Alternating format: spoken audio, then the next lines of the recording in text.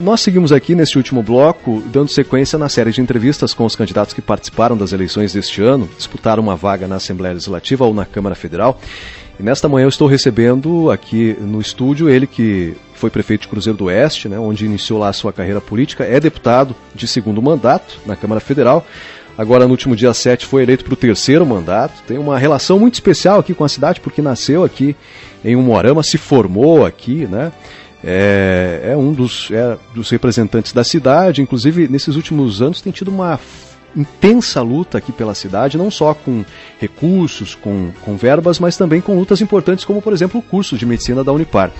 Estou recebendo aqui o deputado reeleito Zeca Dirceu. Seja bem-vindo, prazer recebê-lo. Tudo bem, deputado? Mais descansado ou ainda está na correria? Não, muita correria, ainda muito trabalho, mas estou muito feliz. Quero aqui deixar uma mensagem de muita gratidão aos 77.306 eleitores, né, do Paraná, grande parte aqui da região. Tive 26 mil votos aproximadamente aqui na região da Merrius. Então fica a minha gratidão, estou muito feliz pela reeleição, mas não só pela vitória, viu, Rodrigo? Estou feliz pela maneira como a campanha se deu. Foi uma campanha muito dura, muito difícil, uma campanha que infelizmente prosperou o ódio, as agressões, e superar isso, né, é um desafio imenso, é um desafio muito complexo. Então eu quero agradecer a minha equipe, aos colaboradores, apoiadores, prefeitos, vereadores, todos que se envolveram. Eu não ganhei sozinho, né, por causa dessas lideranças que eu consegui mais uma vez ser reeleito, né, e estou feliz também pela maneira como eu conduzi, a minha equipe, o meu time conduziu a minha campanha.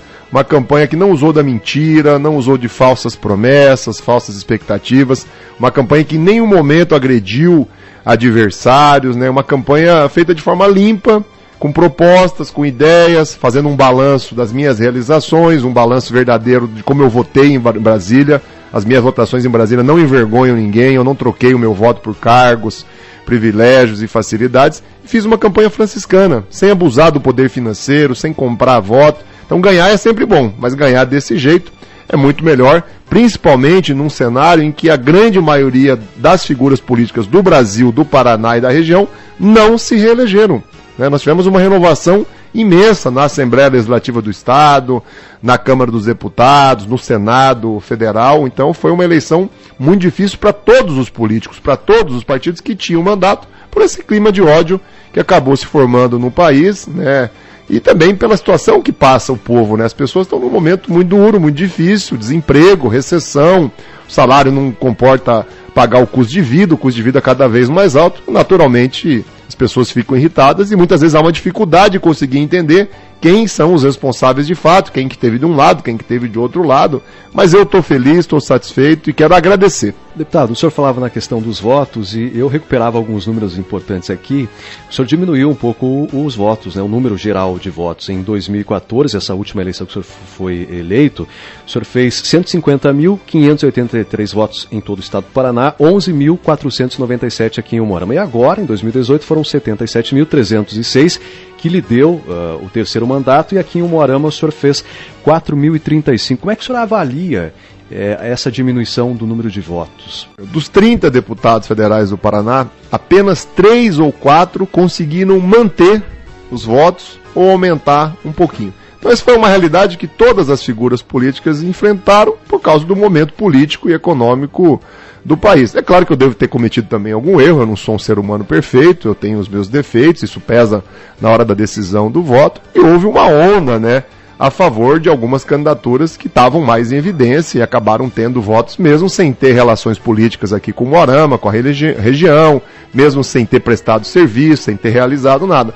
Foi uma aposta que a população fez, tomara que dê certo. Daqui um ano a gente já vai começar a perceber, daqui 2 anos a gente vai começar a avaliar os resultados. Eu gosto de dar como exemplo a experiência que eu vivi há 4 anos atrás em Cianorte. Em Cianorte teve também um fenômeno assim. O delegado Francisquini lá em Cianorte fez mais de 10 mil votos, eu fiz um pouquinho menos, ele acabou sendo, mesmo morando em Curitiba, o deputado federal mais votado em Cianorte. Sabe quantos votos ele teve agora? Muito menos dessa vez. Se você questionar alguém de Cianorte, o que o delegado Francisquini realizou lá ao longo de 4 anos, vai ser difícil achar uma pessoa que tope defender ele. Então tem apostas que dão certo, tem apostas que não dão certo.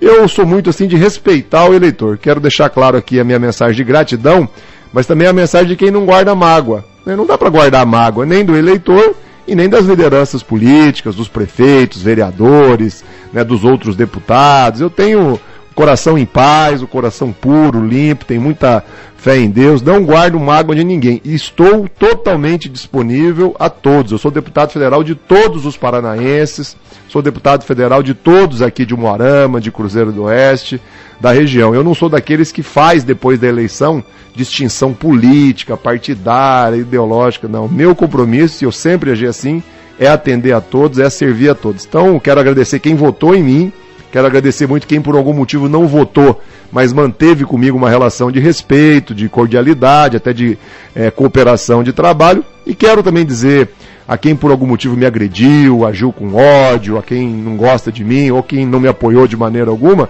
que o meu escritório aqui em Umuarama, no estado, está aberto a todos, meu gabinete lá em Brasília está aberto a todos, meu compromisso é com os ideais que eu penso e que eu defendo, com a educação, com a saúde. E quero também, viu, Rodrigo, acho que deixar uma mensagem assim de muita tranquilidade. Eu vejo algumas pessoas preocupadas, angustiadas, natural isso, né? Até pela não eleição do deputado federal Osmar Serralho, que era eleito e reeleito há muito tempo já aqui. Umuarama não vai perder nada, a região não vai perder nada. Nem que eu tenha que trabalhar 10 vezes, 50 vezes mais, tenha que me sacrificar, vou honrar a região, vou honrar a cidade que eu nasci, que eu tenho meu escritório regional, vou honrar o Paraná. Nós vamos fazer um trabalho com muito afinco. Fiquei feliz pela visita essa semana do prefeito Celso Pozzobon, ele esteve lá comigo, foi a Brasília, né? Deixei muito claro isso a ele também. Recebi a visita de inúmeros outros prefeitos, vereadores, alguns que me apoiaram, outros que não me apoiaram, alguns que me trataram bem, outros que me trataram mal. Não tem problema, não guardo mágoa, a vida segue, são mais 4 anos. O importante é a gente realizar coisas boas, a gente não se envolver em malfeitos, fazer a boa política. Então estou com o espírito muito leve assim, com o coração, né, muito puro, e não guardo mágoa de ninguém, vou trabalhar muito e vou provar que a gente tem condições sim de representar bem Umuarama.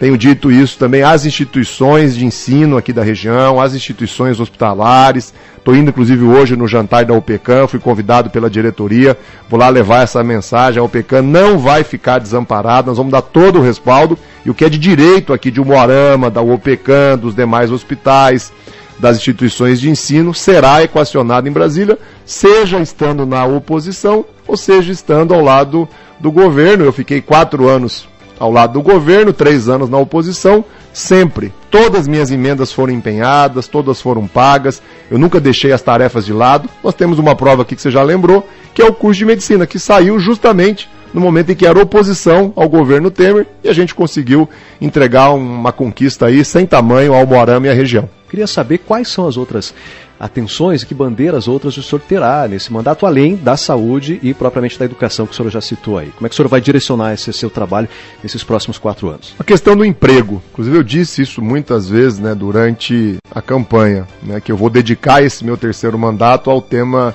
do emprego, né? O Brasil é um país muito rico, é um país que tem um potencial imenso, recursos naturais como o petróleo, os minérios, nossa Amazônia, que nenhum outro país tem, a nossa água, o nosso solo, né? A nossa região tem as mesmas características, uma região fantástica, com potencial imenso, com um povo muito batalhador, trabalhador. Não dá pra gente aceitar mais ver 13 milhões de pessoas desempregadas, gente voltando a passar fome, a mortalidade infantil voltando em razão disso, a violência cada vez maior também em razão dessa crise social, política, moral e econômica. Então eu vou dedicar meu mandato, né, esse 3º mandato, à questão do emprego. É claro que um deputado federal não resolve sozinho nada em relação ao emprego, mas na articulação com os prefeitos, os vereadores, com as lideranças locais, na articulação com os empresários, com as entidades.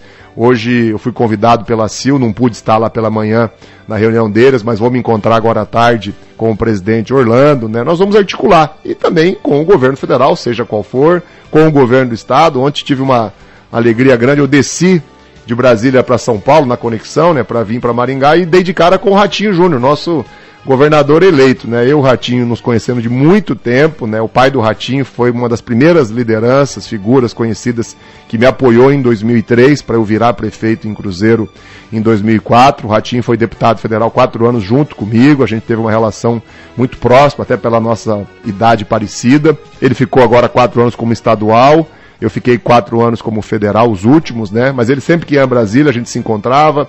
Sempre que eu ia a Curitiba, eu encontrava ele, né? E aí ontem a gente conversou um pouco no aeroporto, desejei boa sorte, me coloquei à disposição, ele fez o mesmo. E nós já marcamos uma conversa na semana que vem lá em Curitiba. Então eu acredito que cooperando, juntando peças, a gente pode sim tratar essa questão do emprego de uma maneira mais ampla. O Moarama precisa muito, o Cruzeiro do Oeste precisa muito. A nossa região toda depende e espera, né, das autoridades que vão estar em Brasília e Curitiba uma atitude muito focada nisso. Temos que sair da crise, voltar a crescer, gerar emprego, aumentar o salário e distribuir renda, inclusive com programas sociais que sempre são importantes e necessários. Há algumas reformas que precisam ser feitas e que são extremamente importantes a partir das discussões lá no Congresso Nacional, propriamente na Câmara Federal. Reformas, por exemplo, reforma tributária, reforma política precisa também continuar avançando e outras reformas. A Previdência também é uma questão extremamente importante para as contas do país. Como é que o senhor imagina que esses assuntos serão encaminhados e pautados, independente do governo que vença as eleições agora no dia 28? Eu sempre fui contra a reforma da Previdência, primeiro porque do jeito que ela está, ela acaba com o direito. Mas não só por isso, porque ela começa a querer resolver os problemas cortando dos mais fracos, dos trabalhadores, do assalariado, do pequeno empresário, né, do cidadão da classe média. Eu topo discutir qualquer proposta de reforma da Previdência se ela começar lá por cima. Os super salários, os ricos, os poderosos, os milionários, os sonegadores que não pagam, que têm obrigação de pagar com a Previdência. Uma reforma, seja qual ela for, ela tem que ter esse aspecto, né? Ela tem que começar pelos privilégios, inclusive pela classe política, pelo judiciário, pelo Ministério Público, né, pelas Forças Armadas. Você não pode deixar de fora os ricos, os poderosos, né, esses nichos, né, e aí começa lá pelo pobre coitado trabalhador, ou pelo produtor rural, que nem é um trabalhador, que nem tem uma renda fixa mensal, né, o que tentaram fazer sempre na história do Brasil. Não foi só o Temer. Na história do Brasil, o Fernando Henrique fez isso lá atrás, o Collor fez isso lá atrás, foi começar uma reforma sempre com foco no pobre coitado do trabalhador. Aí eu vou me opor, vou brigar, vou obstruir, vou tentar impedir as votações, porque eu tenho lado, meu lado é muito claro, e eu não vou me entregar como a maioria sempre fez, e eu espero que não faça agora, né? A maioria dos deputados sempre se deixa levar por causa de quê? Cargos, privilégios, facilidades. Eu não fiz da política um trampolim para enriquecer, tenho uma vida boa, mas uma vida muito mediana, não fiquei milionário, como a gente olha na declaração de imposto de renda dos deputados e vê que a maioria deles ficaram milionários apenas no exercício da política. Para a gente finalizar, deputado, dia 28 temos o segundo turno das eleições e nós temos um clima, infelizmente, muito ruim no país, que são muito pouco está se vendo de propostas, mais acusação e tudo isso. Gostaria de saber como é que o senhor vê esse final de campanha agora e como é que o eleitor deve se centrar, na sua opinião, para escolher o melhor projeto que ele julga como melhor para o país no dia 28. Todos sabem, o meu candidato é o Fernando Haddad, considero ele a pessoa mais preparada, foi o melhor ministro da educação da história do Brasil, foi um ótimo prefeito em São Paulo, apesar de não reeleito, foi premiado, né, talvez pagou pelo momento político do país, como muitos deputados, agora não reeleitos, também acabaram pagando. Respeito muito quem vota no Bolsonaro, tive muitos eleitores do Bolsonaro que também declararam voto a mim, fizeram campanha, inclusive para mim, muitas lideranças políticas que apoiaram o Bolsonaro e também me apoiaram, né, e quero que as pessoas respeitem o meu direito de ter opinião. A gente não pode entrar nesse clima de intolerância, de ódio, de agressão.